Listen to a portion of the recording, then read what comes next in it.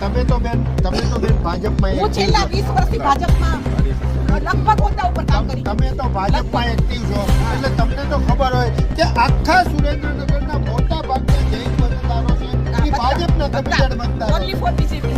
Only for છતાં બીજેપીને અત્યારે તમને સંતોષ નથી ને કામગીરી હિસાબે. જરા બી કહો સંતોષ.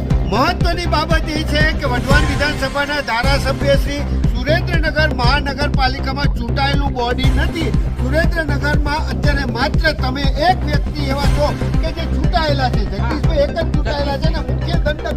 જો ગુજરાત વિધાનસભાના મુખ્ય દંડક છે જો હારે ઈચ્છે તો આજ 24 કલાકમાં જો એ બંધારણની હત્યાનો કાર્યક્રમ કરી શકતા હોય, કમિશનરો બધા આખી ગુજરાતની સરકાર ખડે પગે રહેતી હોય તો આ વર્તમાન સોસાયટીના 100 જૈન મકાનો કે જે ભાજપના મૂળ મતદારો છે એનું કામ 24 કલાકમાં કરી શકે એવું તમે માનો છો?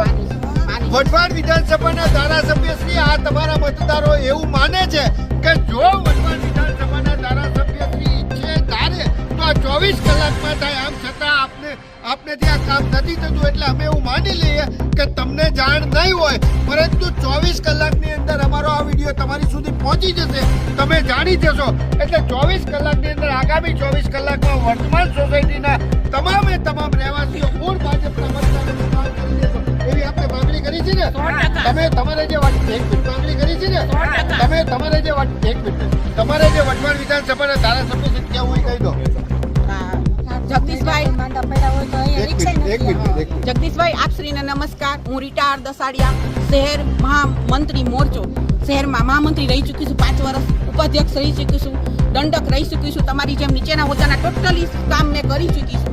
એ કામ મેં કર્યા છે. છતાં જો અત્યારે મારું જ કામ ન થતું હોય તો મારે આ અપ્લાય કરવી પડે. તમને મને રિક્વેસ્ટ યોગ્ય નથી લાગતી, તે છતાં હું તમને રિક્વેસ્ટ કરું છું મારી સોસાયટી વતી કે હું પોતે ઢીચણ અમારા પાણીમાં અત્યારે ઊભી છું.